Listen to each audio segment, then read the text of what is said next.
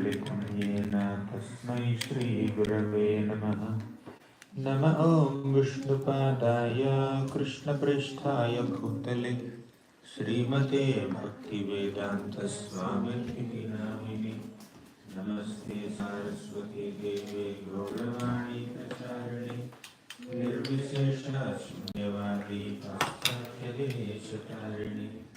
जय श्री कृष्ण चैतन्य प्रभु नित्यानंद श्री अद्वैत गदाधर श्रीवासादि गौर भक्तवृंद। हरे कृष्णा कृष्णा कृष्णा हरे हरे हरे राम राम राम हरे हरे। हरे Krishna.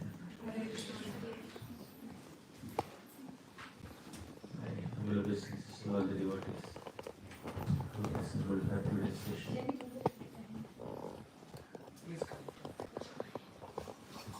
I was asked by the devotees to speak on Samudra manthan, the churning of the milk ocean by the devatas and demons. So in the available time we have, let's have a very brief discussion on this episode and try to learn as many lessons as possible in a short time. The story begins like this.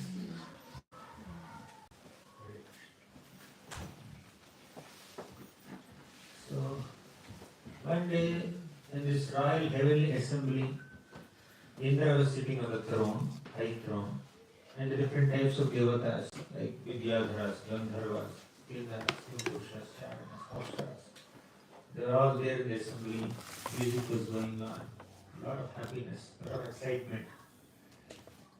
And Indra is enjoying his power, his position, and the entertainment. And suddenly, Guru of the Devatas, Brihaspati came into the assembly. It is etiquette that when a Brahmana comes, when a guest comes, especially when a Guru comes, you have to get up and receive them with respect. But Indra was thinking, he's coming every day. Yesterday he came, day before yesterday he came. Every day has been coming. What a big deal. So he neglected him. He ignored him. He did not do anything to respect him or receive him. Now, it's not that Indra did not notice him. Sometimes some guest comes and he may not notice the person. He may not recognize the person and they may not, therefore he may not be able to receive them. But Indra has noticed Brihaspati's arrival, but deliberately he neglected. Right? Then Brihaspati understood. Oh, this Indra became so proud and so puffed up of his position as the king of heaven, as the ruler of all the devatas. Okay. He left that place. Brihaspati did not curse. He did not scold. He did not give a feedback. He did not become heavy with Indra. He just left the place. Now you see. You know that bhajan, Gurudev Kripa Bindu Diya bhajan, you know. In the second stanza, you know, remember the second stanza here? I'll get into kids class more now, sometimes. Some familiar faces are sitting here. So, Sakala Sammane Kurite Shakati Dehanatha Jata Jata. Do you remember this line? Sakala Sammana Kurite Shakati means the ability to respect everyone comes from our obedience to Guru, our surrender to Guru. When we are respectful to our Guru, by the blessings of Guru, we will get the ability to respect everyone. Sakala Sammana Kurite Shakati Dehanatha Jata Jata. Dehanatha Jata Jata means as it behooves, the way it is appropriate. You will be able to appropriately respect every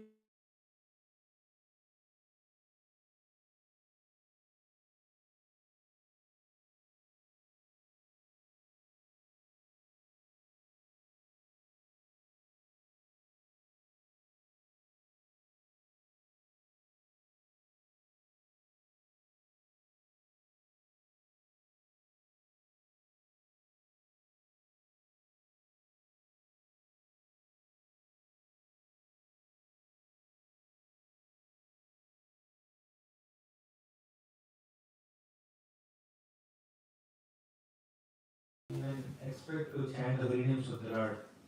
And here is Indra who failed to respect his own Guru. Right? Janmaishwarya Satashri Maanavadah Puman Naivarhatyabhidhatum Vaitvam Kinchana Gocharam. Whoever takes birth, whoever takes pride in a aristocratic birth, Aishwarya, so much of opulence, Shrita, education, Shri, physical beauty, whoever becomes very egoistic and proud of all these external material qualifications, cannot feelingly take shelter of Krishna. They will be deprived of Krishna's mercy because they are not even inclined to take shelter of Krishna only. Right? So this is called mother, intoxication, pride. Then to continue the story, Brahaspati left that place. And as soon as Brahaspati left that place, Indra realized his mistake. Oh my God, my Guru came here and I did not welcome him, I did not respect him. I am such a great offender, I did a great sin.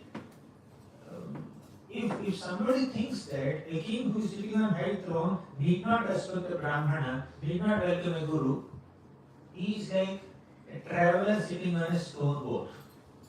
Have you seen a boat floating on the river, a water body made of stone? No. So if the boat is made of stone, what will happen? He will drown. Right? So Indra is thinking that when a king or a ruler or a kshatriya doesn't respect a Brahmana, especially Guru or any elder, is like someone traveling in a stone boat, sure to drown in the ocean. So he condemned himself, he felt guilty, he felt so repentant. And all the devatas also joined him to repent. Because earlier when he did not respect Guru, Brahaspati, all the devatas also followed his example. Because common people follow the leader. The leader of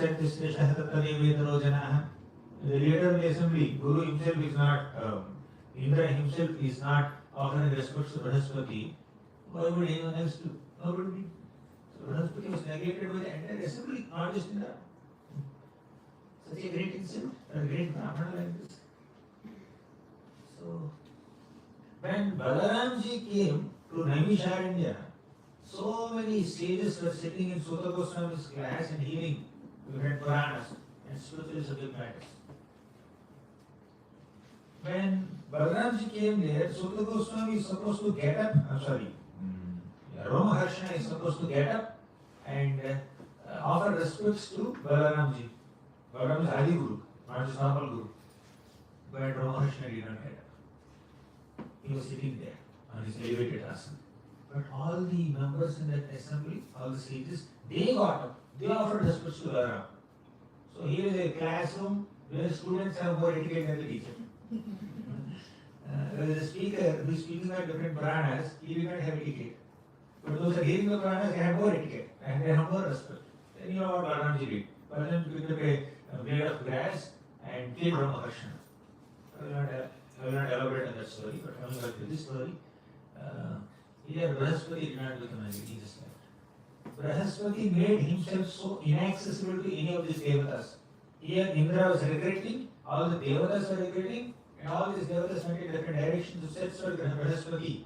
Indra also searched Brahaspati everywhere, and he wanted to fall at the feet of Brahaspati and beg forgiveness. Sometimes controlled adoption doesn't work. If you are using Mac, command adoption doesn't work. You have to type it, close it.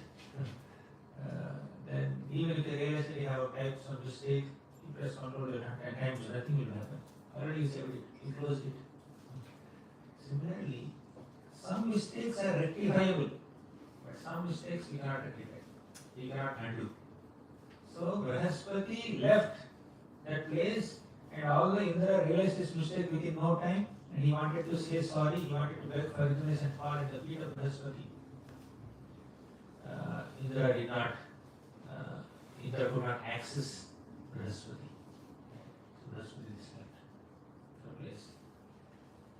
Then demons became very powerful. They occupied heavenly positions and the devatas became very weak and they lost their positions.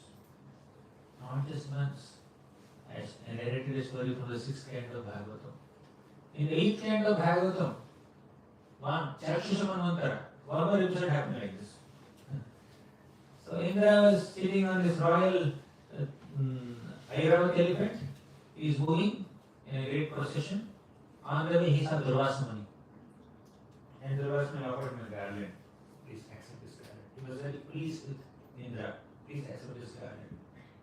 Indra took it, very neglectfully kept that garland on the head of his elephant Airavata. Then Airavata took that garland and trampled under his feet. Done. All this happened right in front of Durvasa Muni's face.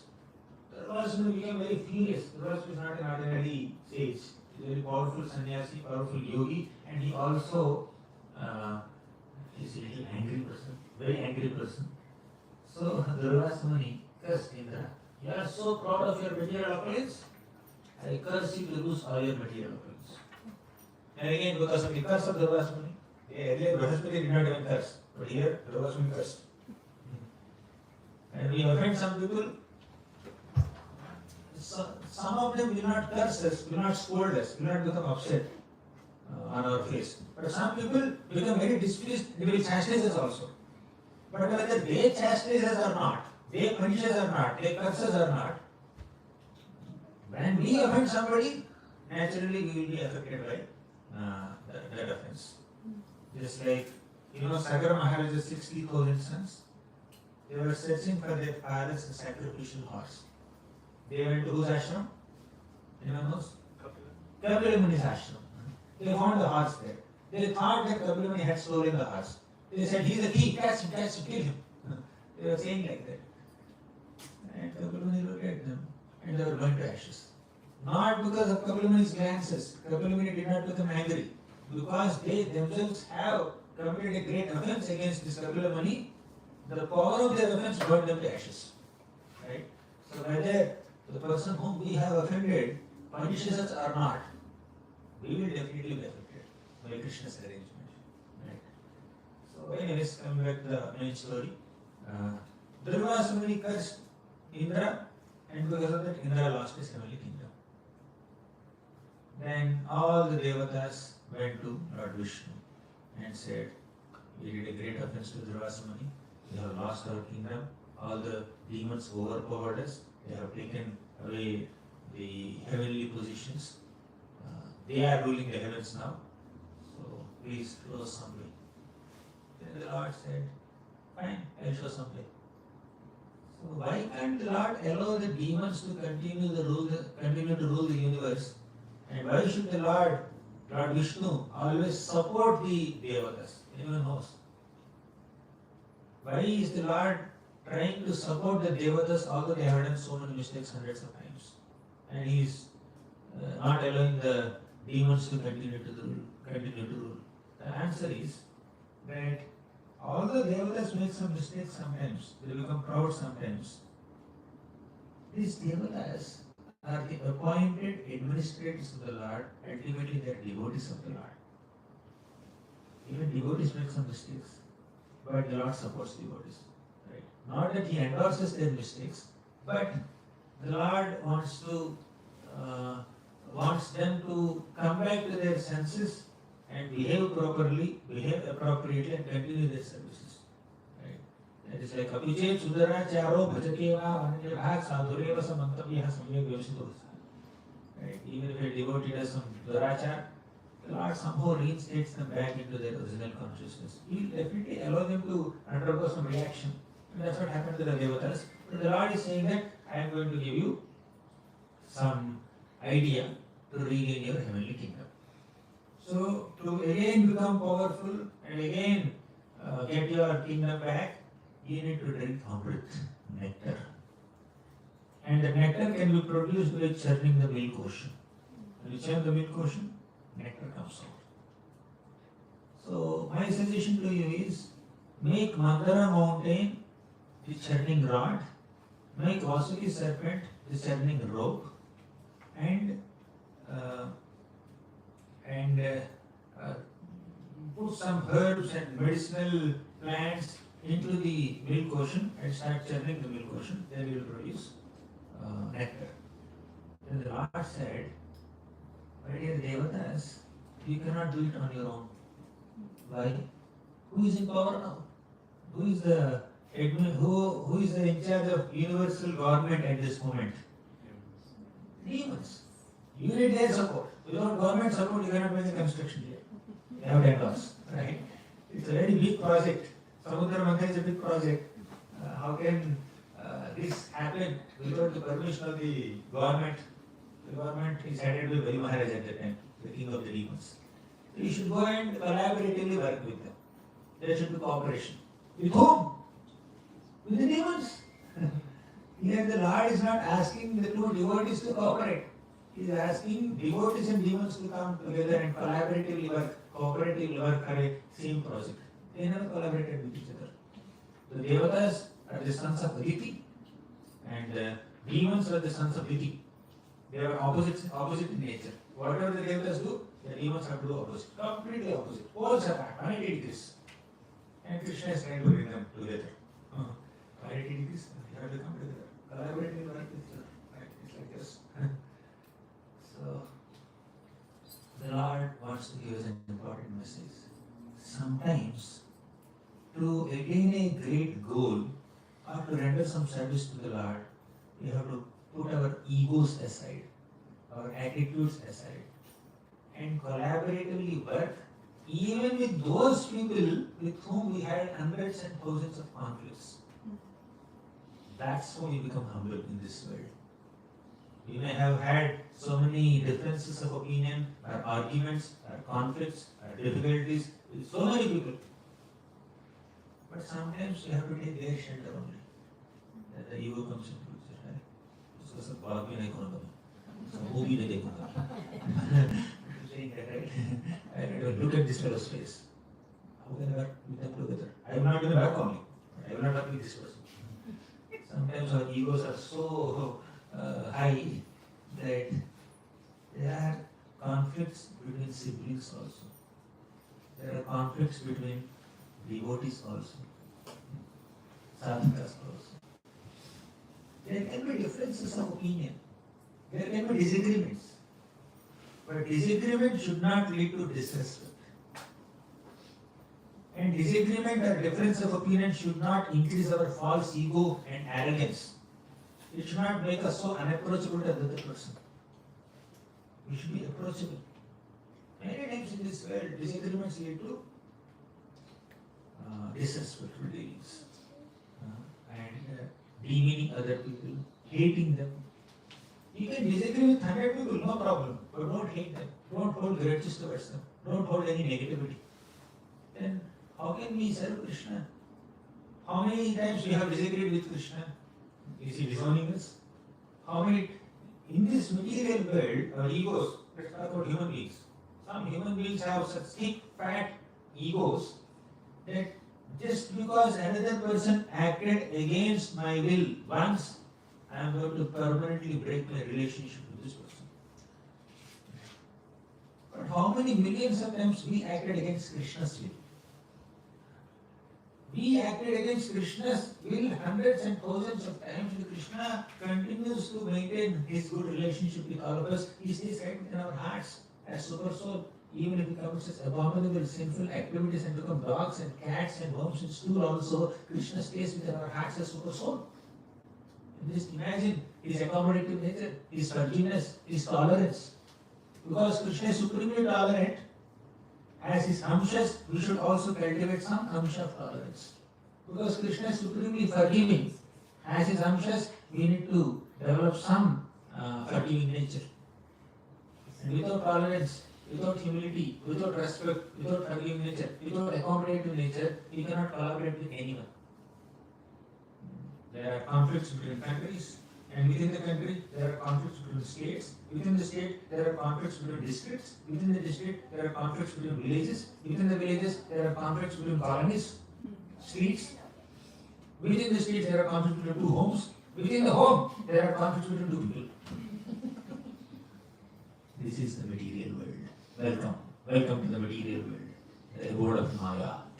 And And Maya's job is to constantly inspire us to continue the conflict and never end it. And here is Lord Vishnu, making a big statement.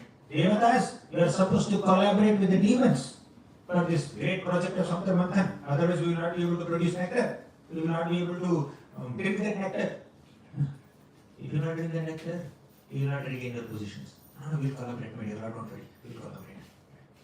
You want the positions in the heavens. Right? So the Devata said, okay, fine. What else? Any other instructions? Dear Lord?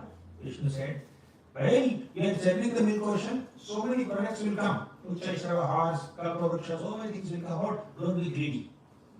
And when you are collaborating with a powerful person, whatever demands they put, you have to agree. Because the job is yours, means need is yours. So when sometimes they may demand you to do something, you just have to agree. Okay. Don't be greedy, don't be egoistic, don't be competitive. And subdue your anger and impatience and intolerance, and then collaboratively work with them. With patience and with humility and with respect, everything is possible. The Lord said this, and all the Devatas said, okay, fine, we will do that. The Lord also gave another logic, very interesting logic. Apparently, the project is Devatas and the demons will come together, swim the milk ocean, produce nectar, and share the nectar 50-50. But Lord said, he spoke a small story. Once upon a time, a snake and a mouse, they both were caught in a small basket. And the snake told the mouse, see, I don't have the ability to make a hole in this basket and escape, but you have that ability. If you make a hole in this basket, we both will escape. Oh, really? Very good. Mouse is saying, Mouse has some doubts in the mind. The snake said, if you don't make a hole in the basket, I will eat you. Right? If you make a hole in the basket, I will not eat you. Both of us will escape. Now, within the mind of the snake was thinking, I will make this mouse make a hole in the basket. As soon as the hole is made, I can eat the mouse and escape from here. Right? That was the snake's mentality. And that is the mentality of Devatas also. Because the demons are in power, and the Devatas needed the support of the demons to do the Samudra Manthan. And when Samudra Manthan is over, when the nectar comes out, all the demons' efforts will be utilized by the Devatas, but the nectar will not be shared with them. So the Devatas are planning to take all the nectar for themselves and not give anything to the demons. And this is what the Lord Vishnu also wanted. The Lord Vishnu also wanted them to act like snakes here. They are like mouse. So now all the Devatas, all the Devatas went to the demons. Now you may have a question. How can the Lord act in a very diplomatic way, hypocritical way, duplicitous way?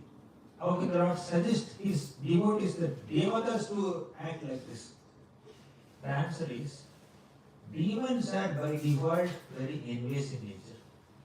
So envious people, although you may have to collaborate with them circumstantially, incidentally, accidentally, for some specific need, you cannot entertain them for a longer time. By nature they are envious. They are like snakes. If you feed milk to the snake's poison will increase. Similarly, if you give amrit to the demons, their poison will increase. Their power will increase. They should not be powerful. People who know dharma, those people who are very virtuous and righteous, they are supposed to rule. They are supposed to be given all facilities and not demons. So the Lord is supporting the Devatas. He has a logic. Now the Devatas went to the demons. And Valimara was sitting on the throne. The Devatas were coming. All the demons next to Vali Maharaj. They were thinking, oh, the Devatas are coming, let's kill them. They took their weapons, they started attacking the Devatas. And Vali Maharaj said, relax, why are you attacking them? They are coming for meeting, not fighting. If they come for fighting, you can fight. But instead they are coming for a meeting, let's meet them, let's talk to them. Relax. So we need to have patience. Sometimes as soon as you see the opponent, you just want to argue and then fight with them. But see, just patiently hear what they are supposed to say. And all the devatas came, and to cut the long story short, they proposed the plan presented to Lord Vishnu. And the demons have to agree for this plan. They were thinking, should we agree or not? I think we should agree. Because we don't have the blueprint. We don't have the master plan of this Samudra manthan. And Lord Vishnu is their supporter. He is facilitating. Because we don't have the idea, we need their manpower also. So let's collaborate with them.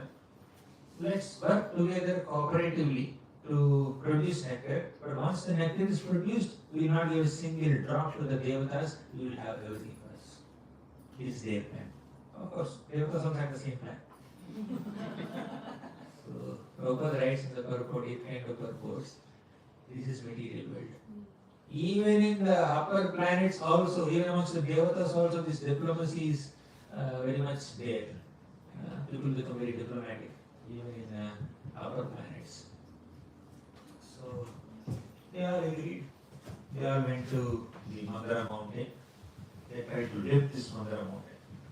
Because the demons did not have any idea what to do, how to send the milk ocean. The whole process and plan was given by the devatas, supported by Lord Vishnu. So they all went to Mandara mountain, they lifted this Mandara mountain.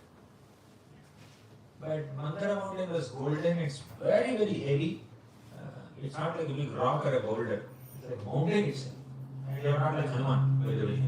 So they all collapsed. And their limbs were broken, their shoulders were broken, their hands were broken. So Lord Vishnu appeared there. Whenever the devotees are in difficulty, the Lord appears. Bhakta Paya Bhujanga Garudamani Trilokya Rakshamani Gopi Lochana Chatakam Budamani Saundarya Mudramani Yah Kantamani Rukmani Dhanakucha Dandaika Bhushamani Shreyo Deva Shikhamani Vishakano Gopala Chodamani Bhakta Paya Bhujanga Garudamani. Whenever the devotees are in difficulty, Lord immediately descends on the back of Garuda. And Garuda looks like a huge golden mountain, and Lord Vishnu is like a blue sapphire shining on the top of this golden mountain. The Lord descends, and the Lord saw all these devatas and demons. The Lord revived all the devatas and demons also. Now you may question, why did the Lord revive the demons? You should have relieved only the devatas from their injuries. Why did he revive the demons? See, when you are working collaboratively with somebody, you can't be very opportunistic. You can't try to get benefit at every step. You can't look for your own personal profit, selfish profit at every single opportunity. It's okay. Now the project did not even begin only. Even the ingredients are just being collected now. You can't just fine. Some people left, some people died. Let's go first. Then they will think, there is cooperation, there is collaboration here. When our team people are not revived, and only your team people are revived, there is no collaboration, they will not cooperate only. Sometimes when you don't assist and take care of some member in the opposite party, the entire party spirits will get damaged. Right? So, Lord Vishnu equally treated both the devatas and demons, revived them and cured their injuries, and he personally lifted the Mandara mountain, just like Lord Krishna lifted Govardhan mountain and held it on his one hand, left hand. Lord Vishnu also lifted Mandara mountain and placed on the shoulder, on the back of Garuda. Just imagine one Garuda has more strength than all the devatas and the demons put together. All the devatas and demons put together could not lift Mandara mountain, and one Garuda was easily, effortlessly carrying the mountain on the back. And Lord Vishnu also had. And Garuda was flying very regally and landed on the bank of the milk ocean and unloaded the Mandara mountain. Lord Vishnu told, my dear Garuda, bye bye. Please go back. You can't be here. Why? Because there is one more participant who is supposed to come here. Who is that? Vasuki serpent is supposed to come here to act like a churning rope. And there is a natural enmity between a snake and eagle. So Garuda might think that my breakfast has come, my lunch has come, he may eat. The Lord said, just leave. But Garuda did not negotiate with the Lord. Oh Lord, today I am being upas, you know that. And a historical incident is going to happen here. In the entire universal history, there was never a moment where the Devatas and demons collaboratively and cooperatively worked on one single project. And it's going to happen. How can you deprive me of an opportunity to see that? I want to witness this. Or I will just go stand there on top and from there I will watch. He did not negotiate with the Lord. He cannot watch this out. Okay, I will be out. Humility is to accept the will of the Lord without any negotiations. Sometimes when we know that we become successful in our endeavors, it's very easy to follow the will of God. Because we follow it, we will become successful. But humility is to accept the will of the Lord even if you know that you will become a failure. You know that shloka from Bhagavad Gita. Tasmatva buddhishta yasholabhasva jitva shatrun bhungshvarajyam samruddham maye vaite dihataha purvameva limitta matram bhavasavya Nimitta matram bhavasavya sachit.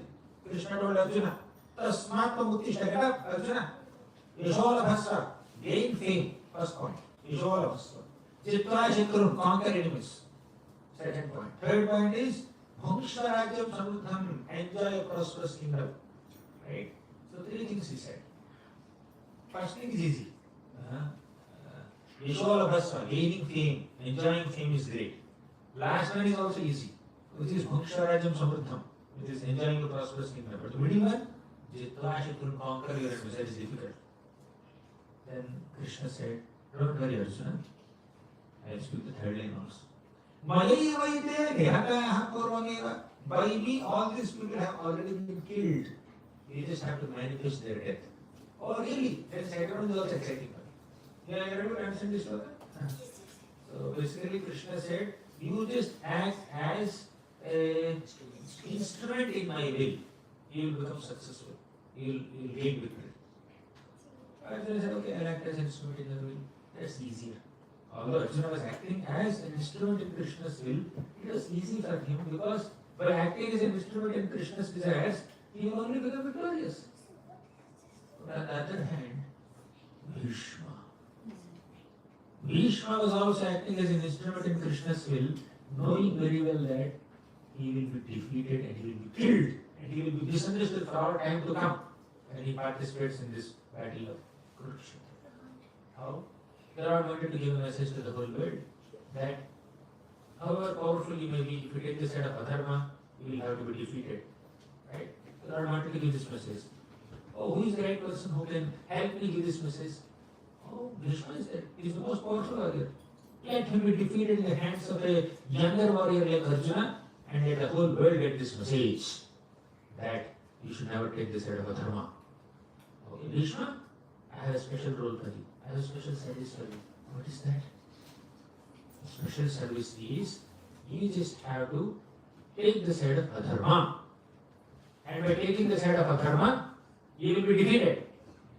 Then the entire world will get this message that you should never take the side of adharma. Right? So, please take the side of adharma. Vishnu never negotiated. Oh Lord, if I take the side of adharma, I will be misunderstood. I will be defeated. I will be killed. Krishna never negotiated. He acted as instrument in Krishna's will. So when it is very exciting to you, it is very pleasing to your senses, if you act as instrument in Krishna's will, that's very easy. But if it is not exciting to you, if it is not to your interest, still you have to act as instrument in Krishna's will, that's very difficult. That requires more surrender. Similarly, Garuda got this big Mandara mountain. Without Garuda's intervention, Samudra manthan will not take place only. But as soon as the work is done, Lord Vishnu is saying, out, you cannot be here.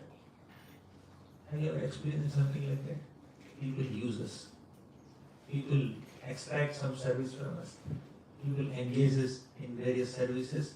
And when some kind of privileged opportunity has to be given, they will sideline us. Right? What is our perception at the time? Do we maintain the mode of Garuda like this? Garuda is deprived of this privilege of seeing these devatas and demons work collaboratively with each other. Garuda is deprived. But Lord, but Garuda did not misunderstand the Lord. I'll just go. This is called cooperation. Cooperating with the will of the Lord. The Lord is giving several messages, several lessons on cooperation. Here, devatas and demons cooperated with each other. That's one level of cooperation. Here, Garuda also cooperated with the Lord. What is the cooperation? Only weightlifting. That's all. You cannot do sightseeing, only weightlifting. Just bring Mandara mountain here and place it here, but you cannot see it. Right? Without your contribution, this project will not run, I know. But you cannot see this project happening. We should just clear this place. We are not doing any live streaming also. No YouTube live. No Zoom laptop is kept there. Right? So, yeah.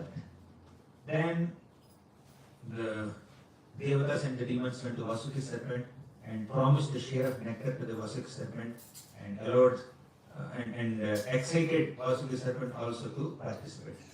So Vasuki came and coiled around this Mandara mountain, and the Mandara mountain is placed in the middle of Milk Ocean, and the Devatas and the demons were trying to pull. But now you see, this Milk Ocean is so deep, and this Mandara mountain has to be on the surface. Whoever has some experience of churning some buttermilk with some churning rod, my mother used to do that in her home. Small vessel is there, some wooden handle, and some kind of silver or aluminium, some flower kind of thing is kept there. They will do like this. The whole weight of this turning rod is in their hands, right? So here the whole weight of Mandara mountain is supposed to be there on Vasuki serpent and also on the Devatas and the demons. So the mountain started sinking. The Lord Vishnu expanded himself as Kurmavatar. Kurmavatar came under the Mandara mountain and lifted the mountain on his back. I don't remember the figure at this moment. Some millions of miles. The back of Kurma, the shell, was millions of miles wide. And when mountain was rotating on the back of Lord Kurma, this gigantic tortoise, the Lord was feeling sleepy. And it's on to sleep, they didn't do like this. In Telugu, they call Jo. It's a beautiful song also by Vaishnavacharya, something like Vaishnavacharya. So, Lord is feeling like that. As if somebody is like tapping on his back and is feeling sleepy. Not just that. Don't ask me how. But somehow the Lord's ornaments were getting polished when the Mandara mountain was rotating on his back. How? Don't ask me. One more thing is happening. So Kurmavatar did so many miracles. One more thing is, when Kurmavatar was under this Milk Ocean, he was inhaling and exhaling. He was breathing in and breathing out. Whenever he was breathing in, all the ocean waters were coming inside. Whenever he was breathing out, all the ocean waters were going outside. So since then, all the oceans are rolling with waves coming out and going in, coming out and going in. That's happening. That happened because of Kurmavatar entering the ocean. One more thing. More application oriented, practical, actionable lesson here. This Kurmavatar gives stability to Mandara mountain. When Mandara mountain was sinking, it is Kurma that held this mountain on his back and gives some stability to this mountain. When we offer prayers to Kurmavatar, then the Lord will give us stability in our devotional service. Many times when we are practicing bhakti, our chanting is unsteady. How many of you believe that chanting is not so steady? One day we are excited to chant, one day we are not excited to chant. Right? One day we are chanting, sitting at one place, 16 rounds. One day, whole day we are chanting. Hare Krishna, Hare Krishna. One round now, one round then. Very distracted. Our hearing is not steady sometimes. Our shastric study is not steady sometimes. Our um, our services are also not very steady sometimes. But when we offer praise to the Lord will bring in some steadiness and stability in our devotional service. That unsteady practice of bhakti is called anishtita bhakti. But steady practice of bhakti is called nishtita bhakti. Right? There is a beautiful shloka in the first canto of Srimad Bhagavatam. Everybody knows this shloka. नष्टप्रायेषु भद्रेषु नित्यं भागवत सेवया भगवत्युत्तमश्लोके भक्तिर्भवति नैष्ठिकी. So when you do nityam bhagavata sevaya, then bhakti will become naishtiki bhakti. We will get some nishtha in our bhakti. Right? Otherwise there is no nishtha. So by regularly hearing Srimad Bhagavatam, we will get some stability and steadiness in our practice of devotional service. Bhaktir bhavati naishtiki. But when we are not regularly hearing Harikatha, the inspiration goes down. Because regular doses of Krishna Katha are like supplying the fuel to the vehicle of our devotional service so that it can move forward. Otherwise it will become stagnant. Right? So Gurmavata gives stability. Similarly, Sravanam and Kirtanam will give us the stability to practice. And steadiness in our practice of bhakti. Nishtha in our practice of bhakti. Only when there is nishtha, there is ruchi. In the 9 processes, 9 stages of bhakti, Shraddha, Sadhasanga, Bhajana, Kriya, nishtha comes first or ruchi comes first? Nishtha comes first. Nishtha means steadiness. Ruchi means taste. Sometimes people say, I want to chant but I am not getting taste in chanting. Somebody asked Radha Govind Maharaj, जपा करना में मन नहीं लग रही. I said, नहीं करेगा तो लगेगा क्या? If you don't chant, will you become steady? Basically, steadiness comes first, nishtha comes first, then some taste will come. To develop taste in chanting, you have to repeatedly chant. To develop taste in reading, you have to repeatedly read. To develop taste in service, you have to begin some service. When I get taste, I will chant. When I get taste, I will read. No. First, to get taste, you have to chant, you have to read, you have to practice it first. The steadiness. So, Gurmavata is known to give stability and steadiness in our devotional service. Okay, the Lord has very nicely supported this Mandara mountain from bottom, but what about top? Top also needs some support, right? So, Lord expanded himself as Sahasrabahu, a 1,000-handed form, and held the Mandara mountain from top. Then, the Lord said, please, even before that, one more thing happened.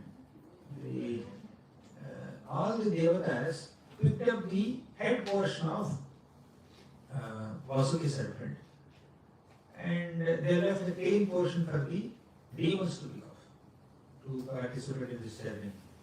Then the demons came for an argument. We are more beautiful, we are more advanced in knowledge, we are more famous, we are in power now. How can we touch the inauspicious part of this snake's body, which is tail, as if tail side is auspicious? Somehow they said like that. And the Lord said, don't argue with them. Whatever they say, just follow. Then all the devatas went on the tail side and picked up. And all the demons went on the head side and picked up the head side of Vasuki. This is the nature of ego. Everywhere we want to establish our authority and superiority over others. Have you seen some people participating in a meeting? Their point, although it's like supposed to be democracy, meeting means there are 10 people in the board, 10 members are there, everybody has on paper equal right to vote, but there are a couple of people who dominate the whole thing. Of course, their seniors will respect their superiority, not all, their experience, but there are some members in a meeting who try to overpower the meeting and push their opinions over others, and their voice must be heard.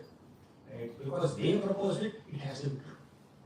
And even if others propose something, a logical plan, unless they are convinced about it, they will not even endorse it. Right? Some people naturally have this mood to dominate, need to dominate. Some people, it's just a personality trait, there is no malice in their heart. Without any malicious intention or envy or pride in their heart, somehow they are extroverts, somehow they have a natural way to be very expressive, they are okay. But there are some people out of false ego, they want to dominate. They want to dominate others.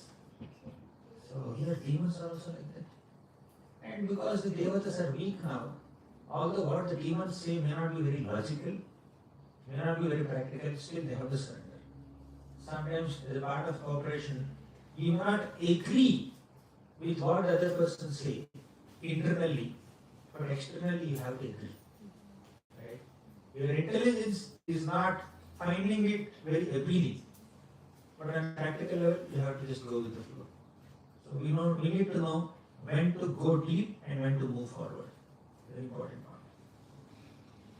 Long back in 2013, when our Radha Vrindavan Mary Temple carving was happening. 2014 we installed the deities. 2013 in Bayana. Bayana is a place in Jaipur. Our deities are being carved. Not only deities were carved in Jaipur, but the Garbhagriha, Vrindavan Garbhagriha has all the Bhagavatam carvings around. And carvings of all Krishna Leela in Vrindavan. So there, these images are being carved. So these carving people, they have made a plaster of Paris replica of some painting, and they carved the process on the plaster of Paris, and seeing that as a sample, they are carving on the stone. This POP like carving, it looks very refined. It has very fine features, very refined features. But this looks a little blunt. The facial features are not so clear. And we can ask them. He said, why don't you bring this POP quality in this stone? You know what they said? See, you see 7-inch here. The height of the entire image, stone carving is 7 inches. So within that 7 inch, you have to make Krishna lifting Govardhan mountain, or Yashoda Mata chasing Krishna, Damodar Lila, or Sati Devi being burnt. So many figures are there. 7 inches and 12 inches layers are there. So to carve this, we need to put more effort. So to refine, say, somebody's nose, to refine the nose of some figure in the carving, if you just chisel it even slightly wrongly, nose will go away. You cannot repair it. It's not that these kids play with clay, right? Yeah. Right? Even if something is not there, you can always put some extra clay and then repair it. But stone is not like that. Once it's gone, it's gone. You have to be very careful. So please don't expect very refined features. Then we understand, okay, fine, go ahead. The lesson there is, we should know when to go deep and when to move forward. Right? There is no end to going deep in something. Right? For example, let me not give so many examples, but the principle is, we should not be perfectionist. We should not push our opinions or push our expectations. We should not expect that things have to manifest in a certain quality, always. Somewhere, okay, 9 out of 10 is also okay. 8 out of 10 is also okay sometimes. Sometimes 10 out of 10. There is no other way. If it is Arati, 4:30 a.m., Mangalarati, conscience has to glow. There is no compromise there. Even 1 second matters. Half minute or 10 seconds also matter there. But class, if it is supposed to start at 7:30, if it starts at 7:35, it's not a problem. Right? And submission of some assignment in the Bhakti Shastri exam. Even if there is 1 week delay, it's okay. Right? You cannot afford 1 week delay in Aarti. You cannot afford 1 week delay in a class. So 5-10 minutes are okay for a class. 5-10 seconds maximum should be okay in Aarti. But other things you have more flexibility. So we should know when to be very rigid and when to be liberal. So when the demons were seeing something which is illogical, the devatas are not arguing with the demons. Devatas are accepting all the time. We have to join the milk question. Whether they catch the head post or tail post, it doesn't matter. We both have to look at the chart. So they just move ahead. Then, because the demons were on the head side of the serpent Vasuki, So much of poisonous fumes and smoke and fire was coming from Vasuki's many hoods, and that started making their faces black. They are feeling that sense of heat, and that smoke is coming even towards the Devatas also. So Lord Vishnu has created so many mystic clouds in the sky, and these mystic clouds started drizzling some rainwaters, droplets. And then they felt a little relieved. Then the Lord thought, I need to empower them. Lord Vishnu empowered all the Devatas with Sattvagun. He empowered all the demons with Rajogun. He empowered Vasuki serpent with Tamogun. Now you have a question. Why did the Lord not empower all the three parties with only Sattvagun? Why only Rajogun? For the Devata or the demons. Why can't the Lord empower Vasuki also with Sattvagun? Or why did the Lord not empower the Devatas with Tamogun? You may question like this, but different modes empower different people. The Lord empowers people in reciprocation with their mood and mentality. Everybody cannot be empowered in the same style. For example, we are organizing a festival. We are serving prasadam. There is rice, chapati, sabji, dal, gulab jamun, pakoda, different items and the salad. You kept a very, very liberal person next to gulab jamun to serve gulab jamun. So people are coming with their plates, right? And they are serving gulab jamun. He says, I want one more. He will give. Somebody says, I want two. He will give. Somebody says, I want three. He will give.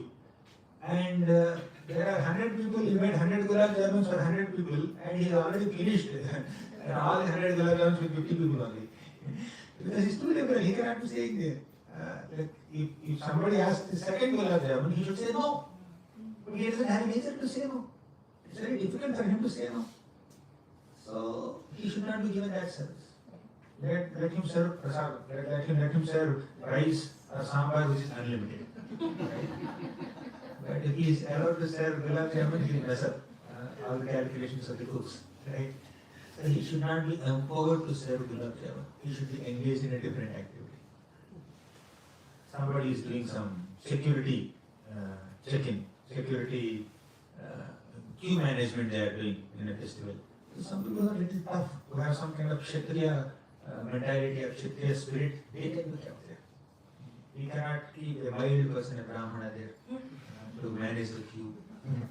They will mess up the whole show. Right? Some people are by nature very expressive. Some people are very reserved. Some people are by nature very Brahmanical, someone having Kshatriya spirit. So if you engage a Brahmana in a Vaishya activity, in accounting money, and they will not do justice to it, they will mess up the whole thing. So different people need empowerment in different ways. And that's how Brahmana, Kshatriya, Vaishya, Sudra, these four varnas are also made in the Vedic system.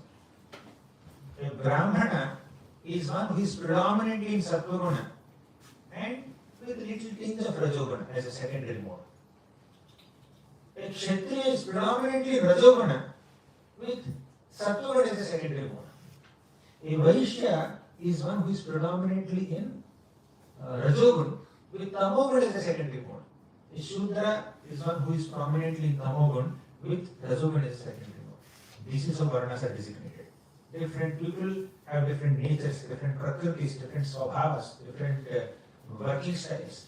You need to see that and accordingly empower them. Somebody who does not have a managerial skill, you just put him as the chairman of this board. What will he do? He will sit there and observe the show. He doesn't know how to control the whole meeting. So therefore the Lord empowered different devatas with Sattva-gun and all the demons with Rajogun and Vasuki with Tamogun. And that's what the churning was happening.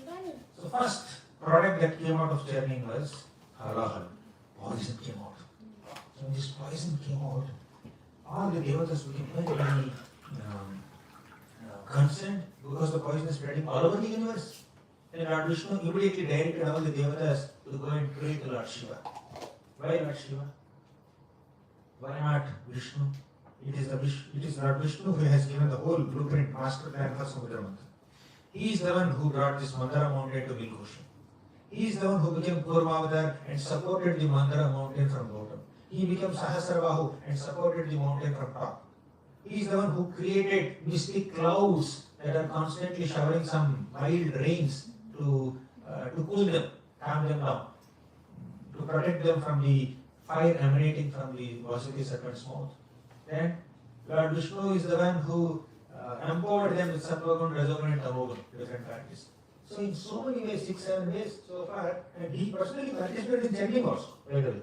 So in these 7-8 ways, Lord Vishnu supported this whole Samudra Manthan project. But when poison came out, he said, go to Shiva. Why? Why should he do that? Poison or let him handle? The answer is, the Lord wants to give more credit to his devotees than he takes for himself. The Lord takes more pleasure in seeing his devotee more famous than himself. Before reading Prabhupada's Samudra Manthan explanations from Srimad Bhagavatam, before reading Srimad Bhagavatam, how many of us know that Lord Vishnu has done all these things? Not many. Kurmavatar is little popular. But we don't know Savijita, we don't know Sahasravahu, we don't know these mystic clouds, we don't know this Sattvagun, Rajagun, Tamogun empowerment. We don't even know that Vishnu has lifted the Mandara mountain and brought there. All this we don't know.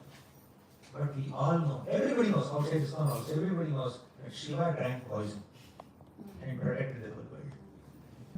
Dehinam iha dehishu pranir arthayar dhipalaya param janami natvam vina.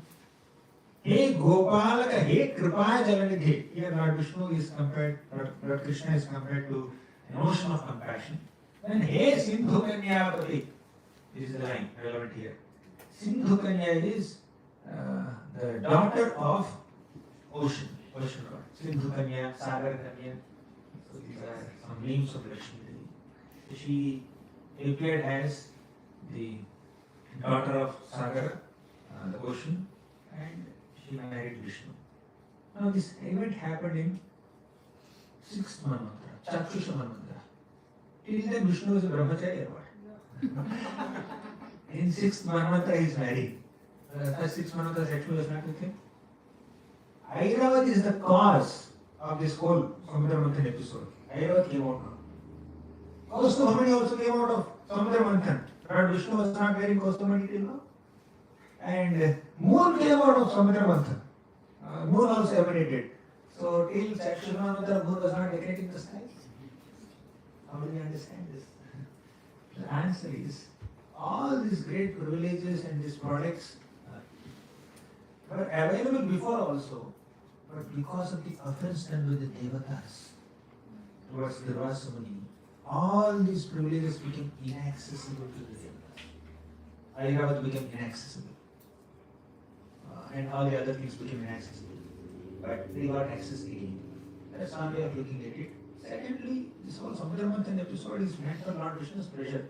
Lord Vishnu could have directly kept the Amrita part in the hands of the devatas, but he did not do so. He just wanted to enjoy pastimes in multiple forms.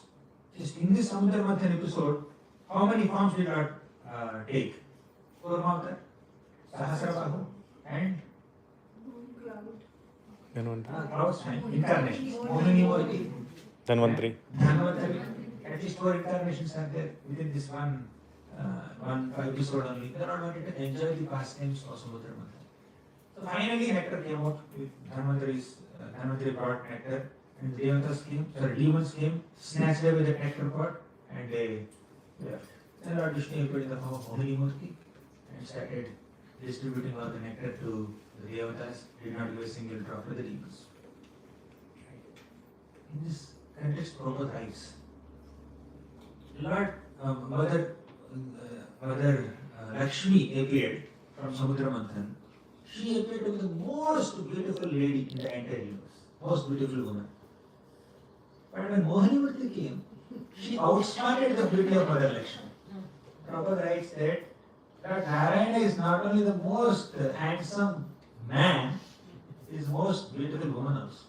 Amongst all women also is very beautiful, not only amongst all men. Although the Lord is most beautiful amongst all men and women. But if you keep Mohini Murti form here and Srimati Radharani form here, Mohini Murti cannot even compare with Radharani's beauty. Forget Radharani. She cannot even compare with the beauty of a toenail of a maid servant of Radharani also. Mohinyamapi nasti me bhutamatim ka parvati korvashi. Mohini Murti cannot compare to Srimati Radharani's beauty. What is speak of Parvati and Urvashi? There are some beautiful shlokas. Mohinyamapi nasti me bhutamatim ka parvati korvashi. Srimati Radharani's beauty. Okay, anyways. So, the Samudra manthan produces this nectar. So, Surya Goswami concludes this whole episode by saying that although the Devatas and demons worked for the same result, at the same time, at the same place, with similar effort, similar endeavor, the results they attained were completely opposite to each other because the Devatas are surrendered to Lord Vishnu and the demons are not surrendered. The ultimate message here is, if you surrender to Krishna, Krishna will protect you even if you make some mistakes. But if there is no surrender to Krishna, even if you put so many honest efforts, you will not attain any success. Therefore, taking shelter of Krishna or Vishnu is the ultimate message of Samudra Manthan. Apart from many other managerial lessons and human relationship related lessons we have learned so far, cooperation related lessons. So, one last insight. Mohini Murti gave all nectar to the Devatas and did not give a single drop to the demons. One demon tried, but before even a drop of nectar passed through the throat of the demon, Mohini Murti has chopped off his head. That is wrong. Srimad Bhagavatam is also like Mohini Murti.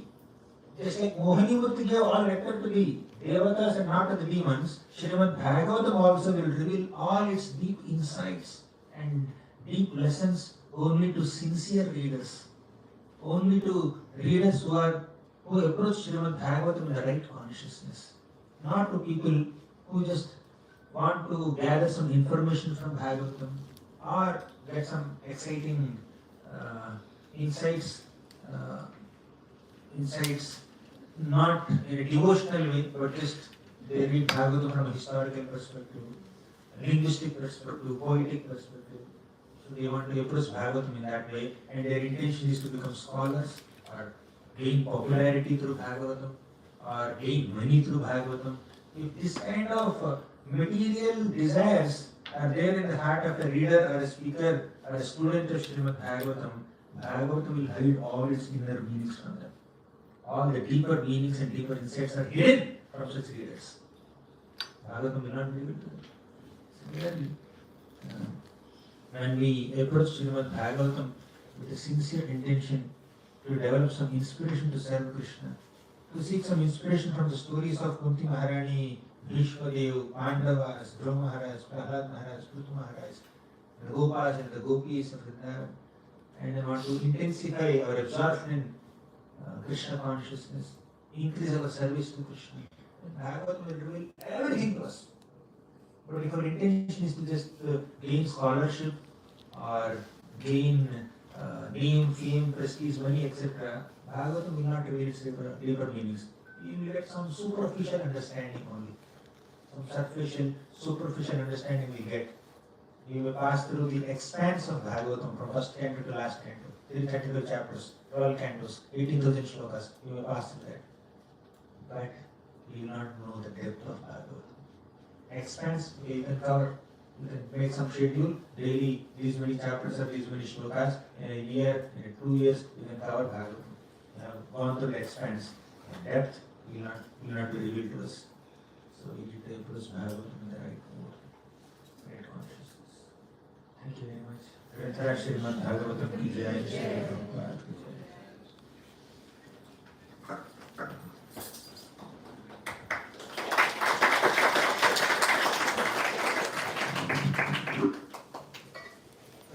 Thank you very much, Gauranga Darshan Prabhu.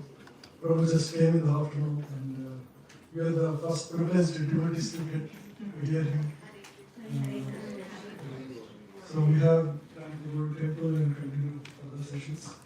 And today's session is especially chosen by our Gauranga Darshan Prabhu.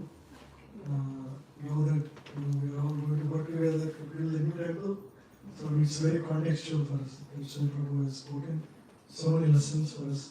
Prabhu has brought out in a very nice way. Prabhu had authored many books, as you all know. It will be available in temple, in our Samudra temple. So please,